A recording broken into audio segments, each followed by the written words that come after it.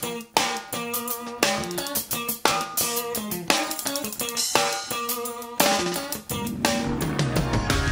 up, everyone? This is Stuff and Things. My name is Dustin. You'll notice I am here by myself.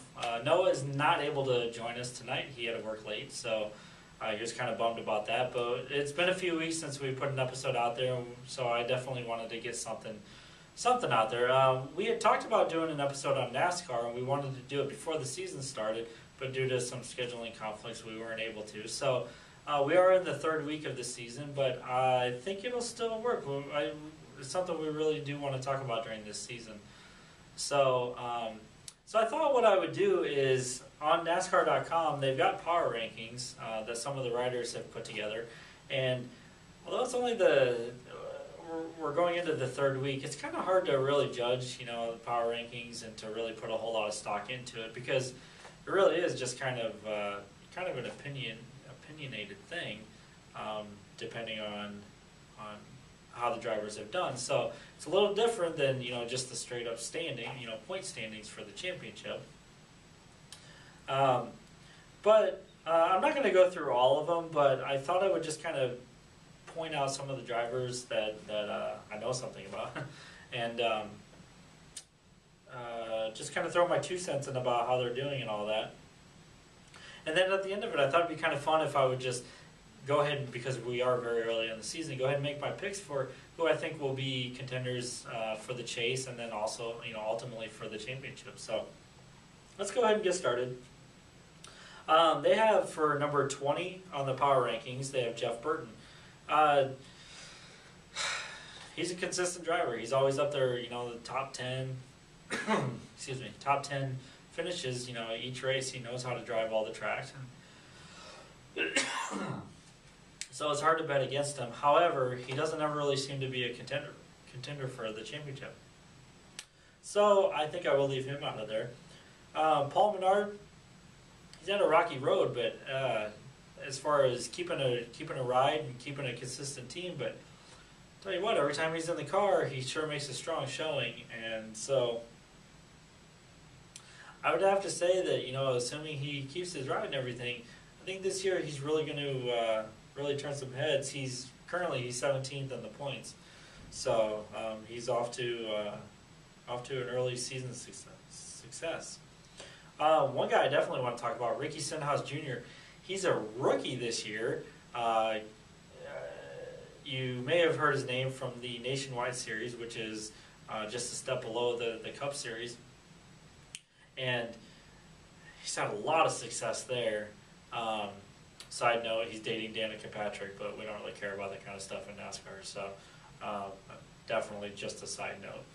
It will be kind of interesting, though, because they're going to talk about it a lot. It'll be interesting to see who finishes higher. Will it be him or Danica? So definitely a story to keep an eye on, just for the side, of course.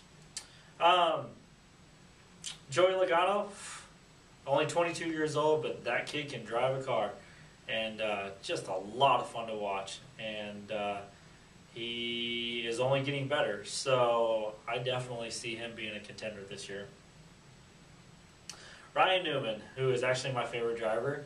I love that he's driving for Stewart Haas Racing, but I feel like he's declining in his skill, and maybe not necessarily his ability to drive a car, but I don't know if it's bad luck or if it's, what the reason is, but he kind of seems to be declining, and that really bums me out.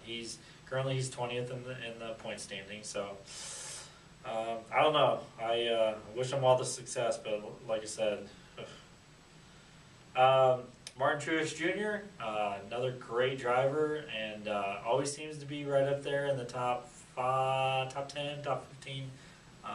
Doesn't really matter what race it is.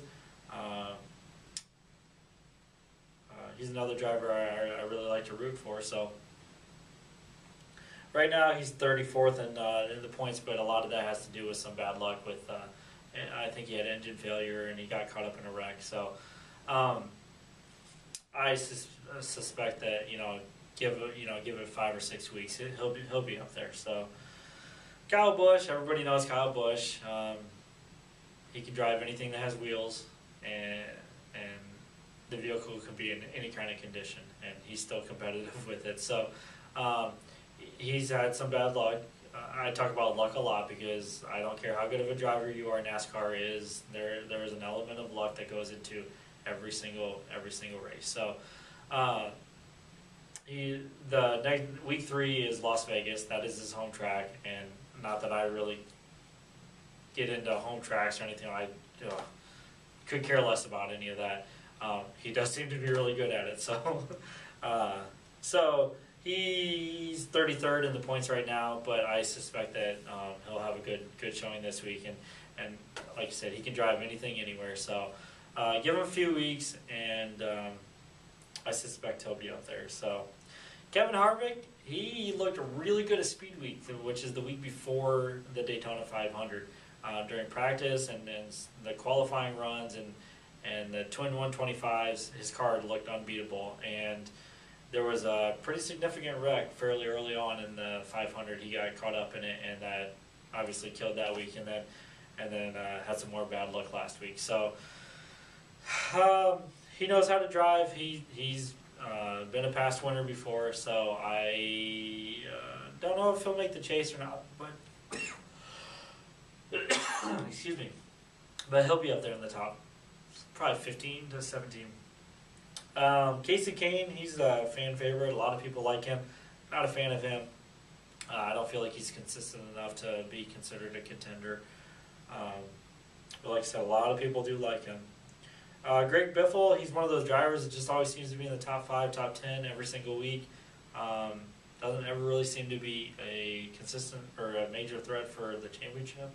So he's one of those drivers, you'll see his name up there all the time, but yeah, not too concerned about him. And then another driver kind of along those lines, Denny Hamlin.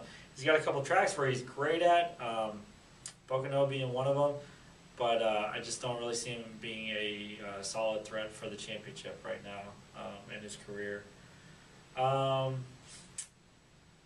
Matt Kenseth, Clint Boyer, kind of along those lines, always up there. Matt Kenseth has won the championship, so he definitely has the potential to do it, but we'll just have to wait and see how he does. Keselowski, Brad Keselowski, he won the championship last year, and he started off this season right where he left off. He's 3rd in the standings and doesn't show any signs of slowing down. So a lot of fun to watch, good guy off the track, and you'll definitely be hearing his name all season long. You got Dale Earnhardt Jr., who is arguably the most popular driver in NASCAR, and he is, last year I would say was probably his best season overall. He was consistent every single race, and he's picked up right where he left off, and he's 2nd in the points. So he's definitely hungry for some wins and ultimately fight for a championship. I definitely could see him being up there. Got Carl Edwards and Tony Stewart. 2 years ago, they had, in my opinion, the greatest finish to a NASCAR season I have ever seen. They were going into the final race neck and neck, and basically whoever was going to win it would win the championship. And they finished 1-2. Tony actually won the race. Carl Edwards got 2nd, and that tied them for the point, so it went to a tiebreaker. And because Tony had more wins throughout the season, that actually gave him the championship.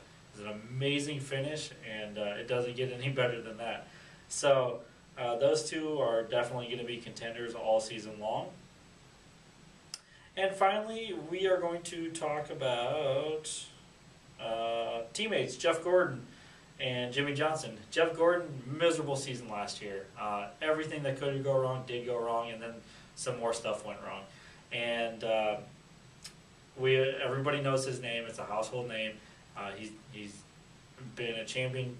He's won it many tracks, many times, and I don't see him having two seasons as bad as last year's season. So, or another season as bad as last year's season. So I suspect he's going to be up there this year.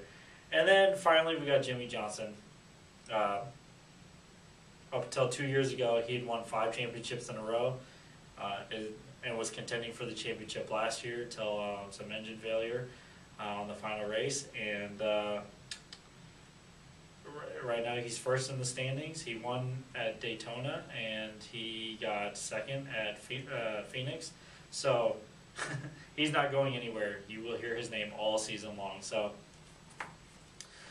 that's kind of just that's kind of a quick rundown of some of the top drivers, and we'll talk about this every 3, 4, 5 weeks or whatever, and we won't bring it up every week. But as we get farther into the season, these power rankings will have a little bit more meaning to them, and as the point standings kind of start to filter out and all that, and really see where the drivers are, where their strengths are this year.